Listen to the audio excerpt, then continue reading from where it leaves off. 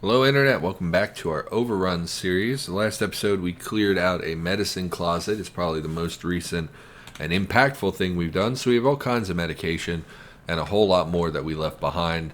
We're going to head back to our base. I think we're going to waste time and then just try to heal a little bit overnight. Let's get that mouse cursor out of there. I'm trying to be more aware of my mouse cursor, but I'm very bad at that, so I do notice a lot of episodes they're just got a mouse cursor right in the middle of them. So it's about 6 p.m.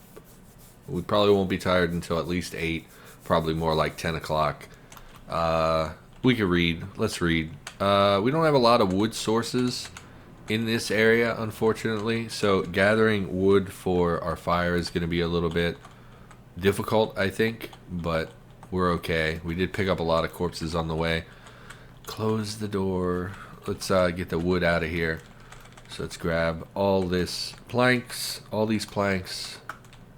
Move wood panels and splintered wood. That'll do for now. And we'll haul that up to where we're going to keep our fire, which I'm guessing, is this all wood here? It is. Okay. And then let's just haul all this garbage and corpses and extra random casings and all this garbage out of my base, because I don't like the idea of living next to corpses. I know that it doesn't really have an impact in the game, but it is what it is. You know, did we ever pick up a fire source? I guess we did, right? Surely there would be many of them on corpses. Is there a fire starting tool of some sort? Yes, lighters. Refillable lighters, all half full. That'll do just fine. So let's go ahead and start a fire here with the refillable lighter. Start a fire quickly. Feeling very congested all of a sudden. It's cold and rainy today, even though it's been like 60 degrees for the last week, which is ridiculous given that it's February and winter. Let's find a book to read. We do have a lot of books. They're just not really things that we care about. Like, how often do we really go like, oh man, a water survival training book? You know, we don't have a lot of interest in that.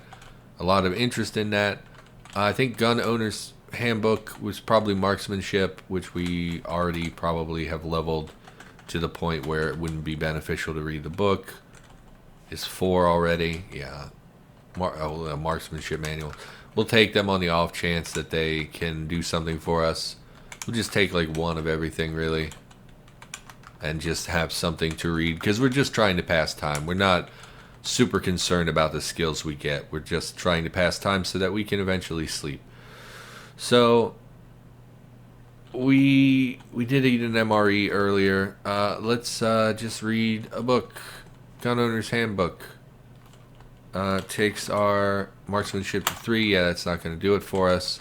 Shotguns.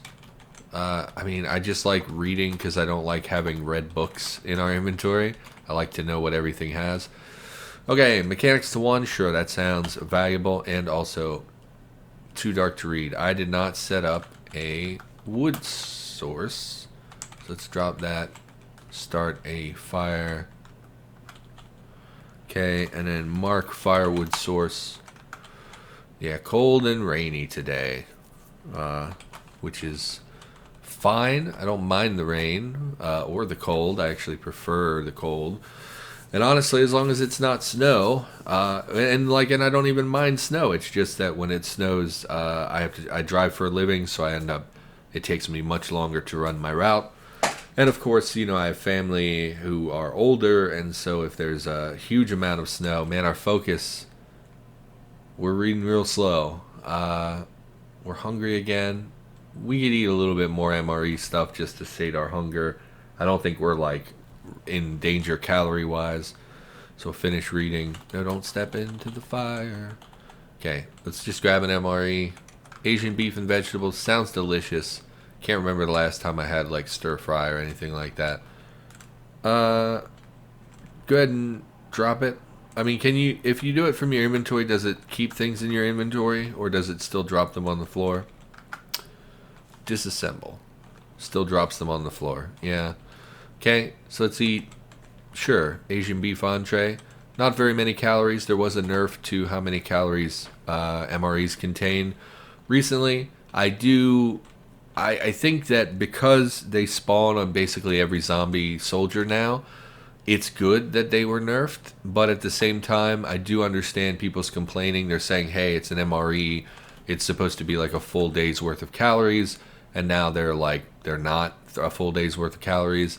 So I do understand why people were upset about it. But I do also think that, like, there was someone on the forum who, was a little aggressively negative about it. And really, anytime someone comes and is like, the developers suck, like, why do you do this? I don't have any patience for that. I get very irritable when it comes to that kind of stuff. Let's just, no, mend your wounds first, you dumb idiot. Grab a first aid kit. We're overburdened, which is weird. I guess we are carrying a 50 caliber in our inventory, which is a bit peculiar. And we have all these books. We can go ahead and drop the books as well. Drop these. Also, don't need all this medication on me anymore. Keep the first aid kit, please. And it's nighttime, so never mind. Close the door. I keep doing that where I target the door and it opens the door. So let's treat our wounds with full bandages and disinfectant on every wound, basically, on every body part. Okay. You can activate them to instantly disassemble them. That's pretty nice. Let's activate bandage, torso. It's in our inventory now. Where bandage, arm, bandage, arm, bandage. Oh, I always apply bandages first when the common sense thing to do would be to apply antiseptic first. But whatever. Antiseptic. We have so much of this stuff that I have no problem spending a bunch of it on our current health. So, yeah. Let's just disinfect everything. We might as well get as much health out of it as we can. Disinfect. Disinfect. Disinfect. And our head is fine. I'm not gonna bother with that. Extinguish. Let's go to sleep. We have our earplugs in, so we shouldn't be. Do you want to deactivate? Do you want to sleep? No. Activate. Amp goggles. And now we will sleep. Don't set an alarm. Yes, we're deaf. That's fine. We don't really want to be waking up. Trouble sleeping. Keep trying to fall asleep. There we go. Okay. Yeah, okay. Yeah, I like the cold. It's just, when we get a lot of snow, I have to shovel snow. And since I sleep during the day, that usually means that my family wakes me up and says, hey, come outside and shovel, even though you've only been asleep for 2.5 hours. And that can be a little frustrating as well. But I do like the cold. I prefer the cold to the heat. My family also just left the house, so I actually can talk freely now and not worry about people standing outside my door talking. So my brother's living with us again, which is something I mentioned in the last episode. He's, I love my brother, okay? I don't want you to think I don't love my brother, because I do. It's just that he is frustrating at times with, I'm a big respect guy. It's important to me to respect other people and to feel like other people respect me. And so when I meet people and they are disrespectful, it makes me pretty angry and I get pretty frustrated, and I usually get sarcastic and mean to them if they're rude to me. Now my brother, if you watch the channel, you probably know, my brother has some mental and physical limitations that make it so that he does not think or act all the way down there. He does not think or act the way that the average person does because he has some limitations.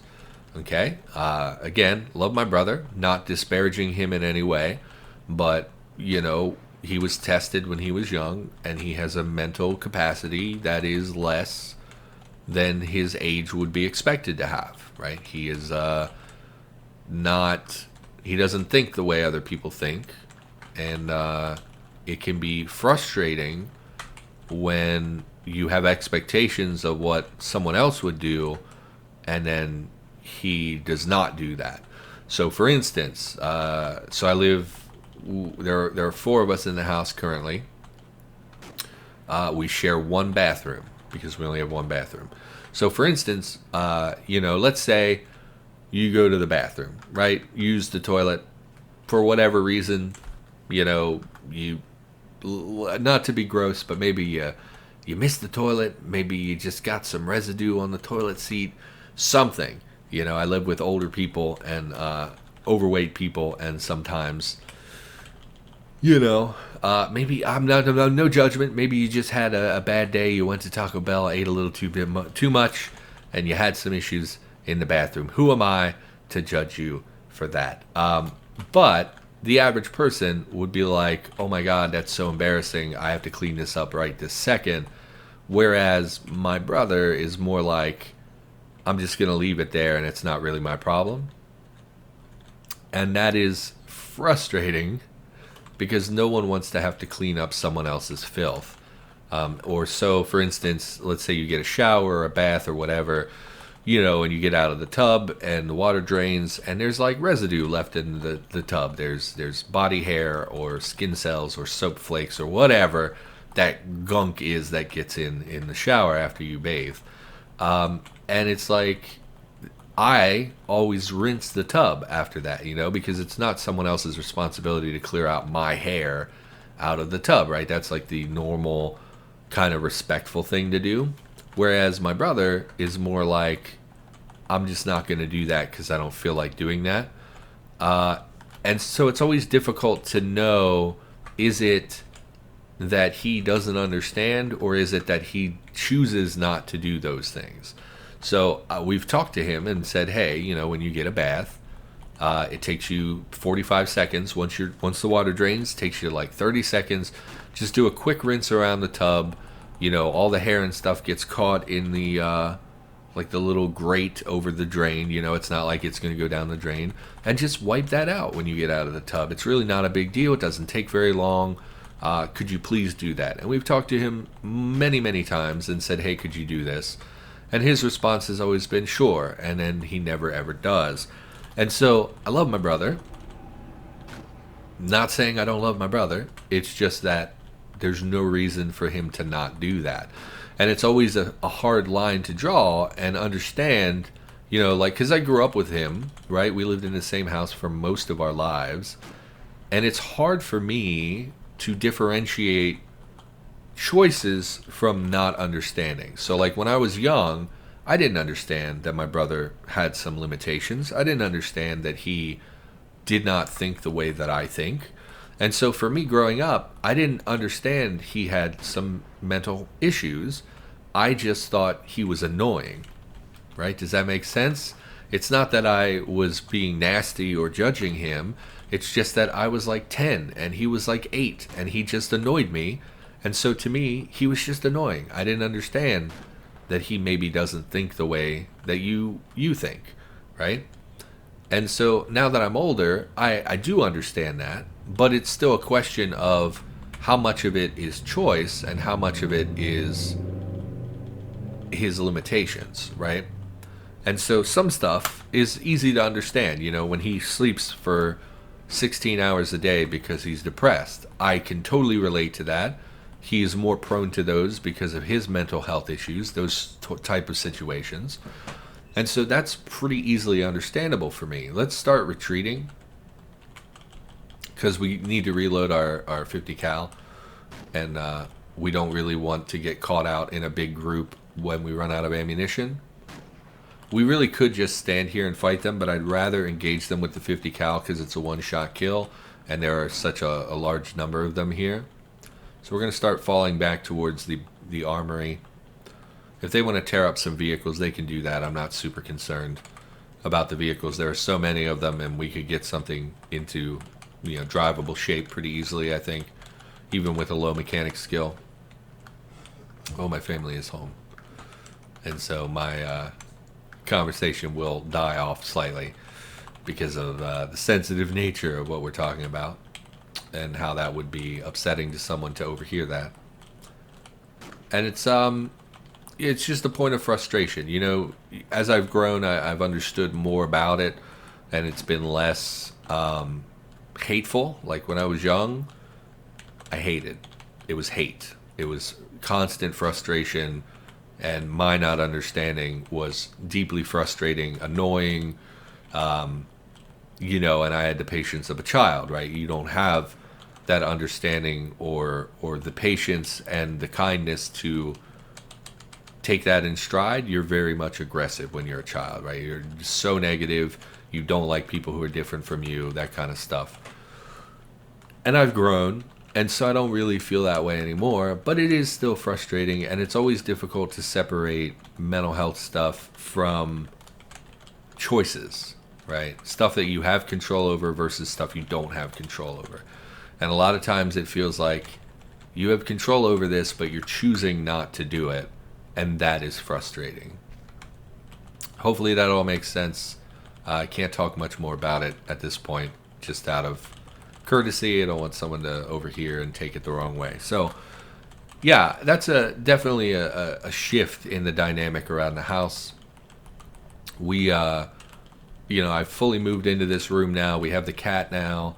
My brother is staying with us, so it's like not knowing kind of where to put everyone is a little bit of an issue as well, because the room that he probably would go into is where the cat is now, so it's a little bit like, well, where do you stick someone? And so, yeah, some shifting stuff around the house. And then I got into an argument with a family member earlier this week.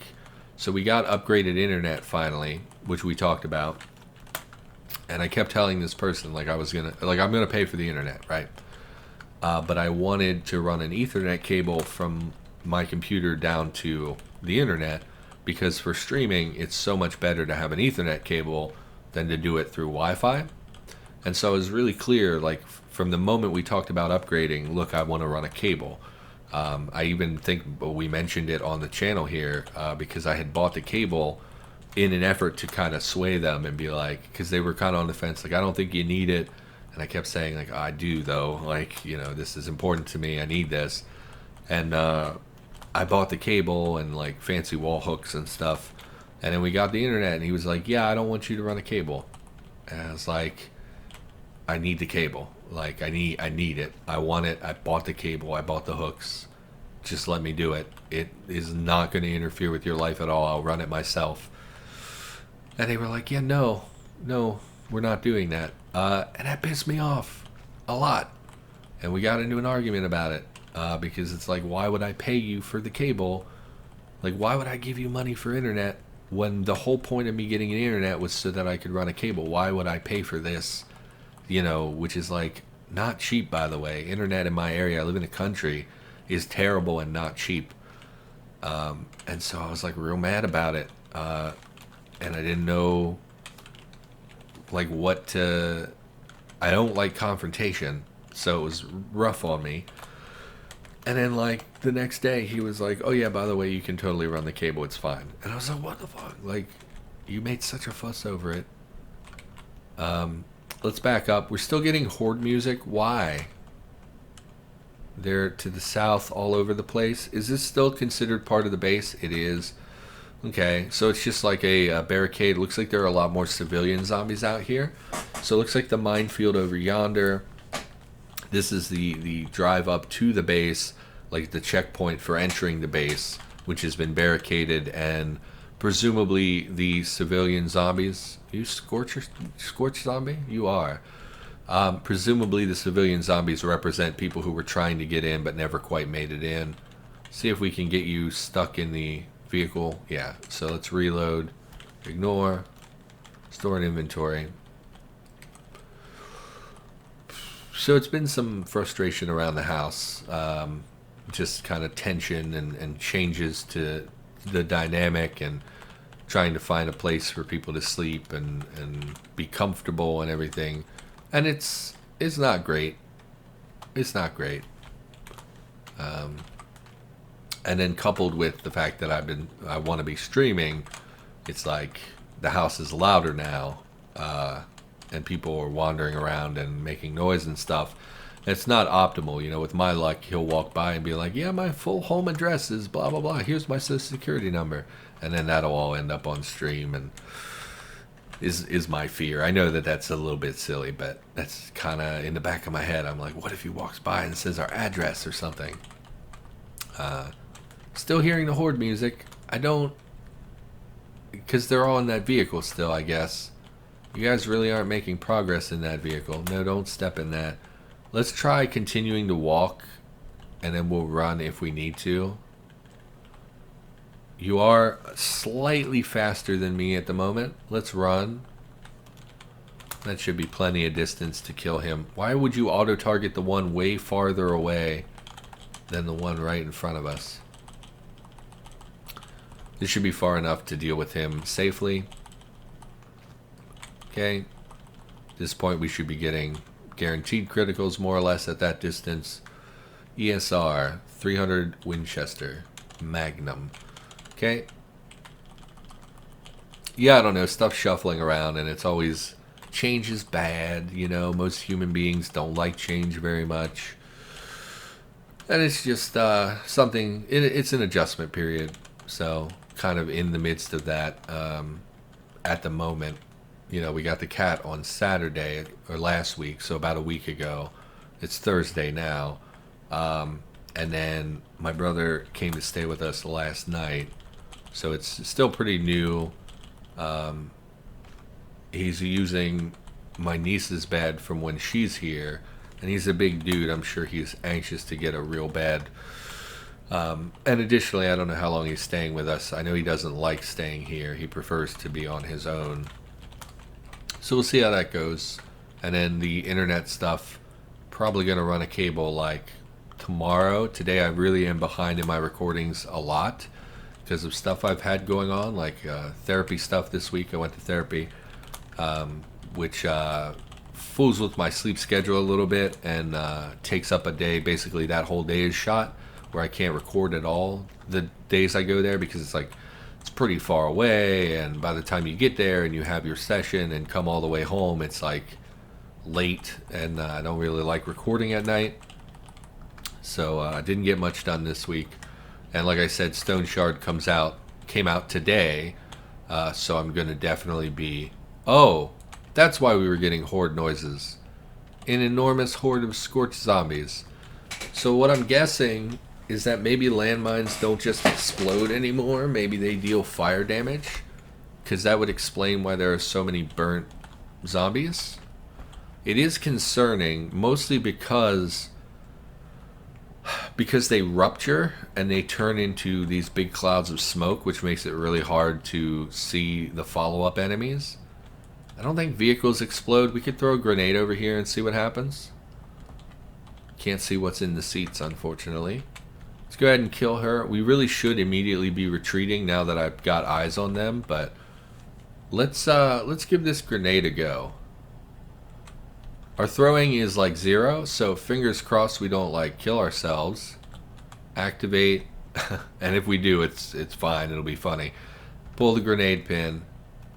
Pull the pin. Throw the grenade.